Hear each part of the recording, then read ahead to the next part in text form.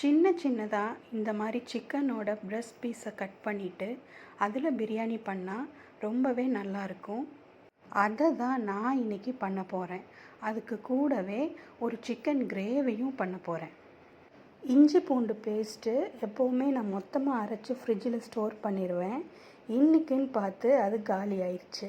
So திரும்பவும் ஃப்ரெஷ்ஷாக அரைச்சி இந்த வாரத்துக்கானதை நான் ஸ்டோர் பண்ணிக்கிறேன்.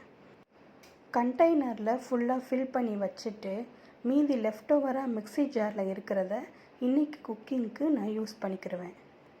சிக்கன் கிரேவியோட மேரினேஷனுக்கு இன்றைக்கி நான் என்னெல்லாம் சேர்த்துருக்கேன்னா 2 டேபிள் ஸ்பூன் இஞ்சி பூண்டு paste, 1 cup curd, 2 tablespoon chilli powder, 1 tablespoon garam masala, அப்புறம் சால்ட். அவ்வளோதான்.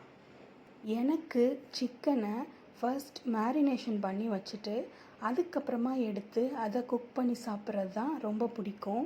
இல்லை அப்படின்னா சிக்கன் பீசஸ் கொஞ்சம் ஹார்டாக இருக்கிற மாதிரி நான் ஃபீல் பண்ணுவேன். அதனால் என்ன சிக்கன் ரெசிபியாக இருந்தாலும் சரி, ஃபர்ஸ்ட் மேரினேஷன் பண்ணி வச்சிடுறது, அதுக்கப்புறமா தான் அதை எடுத்து குக் பண்ணுறது. தக்காளியை நம்ம கிரேவிக்கு இந்த மாதிரி அரைச்சி சேர்த்துக்கிட்டோன்னா கிரேவி நமக்கு எக்ஸ்ட்ரா கிடைக்கிற மாதிரி இருக்கும்.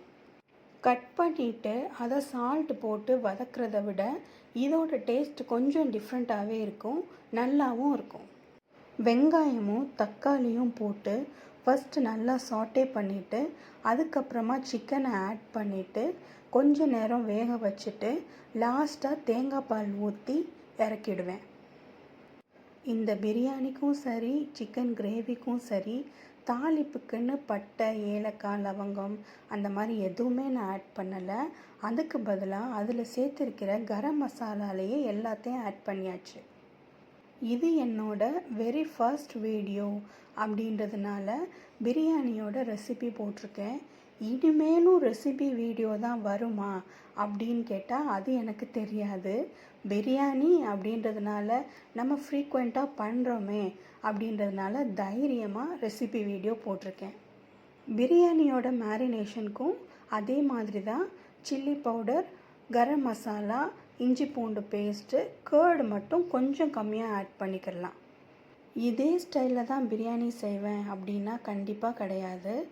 இன்றைக்கி இந்த ஸ்டைலில் பண்ணியிருக்கேன், இன்னொரு நாள் வேறு மாதிரி பண்ணிக்கிறது. சிக்கன் போன்ஸ் எல்லாம் பிரியாணியில் ஆட் பண்ணுறத விட கிரேவியில் சேர்த்து சாப்பிட்டோன்னா ரொம்பவே நல்லாயிருக்கும். அதனால தான் போன்ஸ் கிரேவிக்கும் பிரெஸ்ட் பீஸ் பிரியாணிக்கும் சேர்த்துருக்குறேன். நிறைய ஹோட்டல்ஸில் போய் பிரியாணி சாப்பிட்டு போர் அடித்து போய் நானாக ட்ரை பண்ணி பார்த்தது தான் இந்த ரெசிபி. அதுக்காக நல்லா இருக்காதோ அப்படின்னு பயந்துடாதீங்க, ட்ரெஸ் பண்ணுங்கள், உண்மையிலே டேஸ்ட்டு ரொம்ப நல்லாயிருக்கும். புதினாவை வாங்கினதும் நல்லா க்ளீன் பண்ணிவிட்டு வீட்டுக்குள்ளேயே வச்சு ஷேடோ ட்ரை பண்ணிவிட்டு ஸ்டோர் பண்ணி வச்சுருவேன். அதனால தான் இந்த கலரில் இருக்குது. இப்போது சிக்கன் நல்லா குக் ஆயிடுச்சு. இந்த ஸ்டேஜில் நம்ம உப்பு காரம் செக் பண்ணிவிட்டு ஊற வச்சுருக்கிற அரிசியை அதில் சேர்த்துக்கலாம். எல்லாரும் சேர்க்குற மாதிரி தான் 1:1 ரேஷியோவில் நான் வாட்டர் ஆட் பண்ணிக்கிறேன்.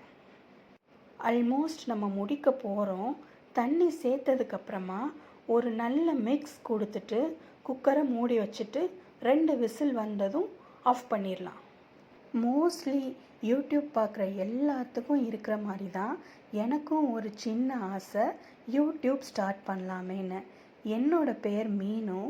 எனக்கு தெரிஞ்ச விஷயங்களை, எனக்கு பிடிச்ச விஷயங்களை உங்ககிட்ட ஷேர் பண்ணிக்கலாம் அப்படின்னு தான் இந்த சேனல் நான் ஸ்டார்ட் பண்ணியிருக்கிறேன்.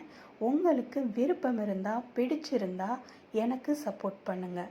பெரிய விஷயங்களுக்காக காத்துக்கிட்டு இருந்தாலும் நமக்கு பிடிச்ச சின்ன சின்ன விஷயங்களை டெய்லி செஞ்சு அது மூலியமாக சாட்டிஸ்ஃபை ஆகிறது ஒரு சந்தோஷந்தான். என்னை பொறுத்த வரைக்கும் ஒரு நாளைக்கு ஒரு ஸ்டெப் எடுத்து வச்சு அந்த நாளை நல்லபடியாக கொண்டாடி முடிச்சிட்டாலே போதும். இது ஒரு நல்ல ஹேபிட்டும் கூட. இப்போ கூட சிக்கன்லேயே எனக்கு ரொம்ப பிடிச்ச ஈரல் தான் வச்சு நான் பிரியாணி சாப்பிட போகிறேன். வீடியோ முடிய போகிறது. தேங்க்யூ.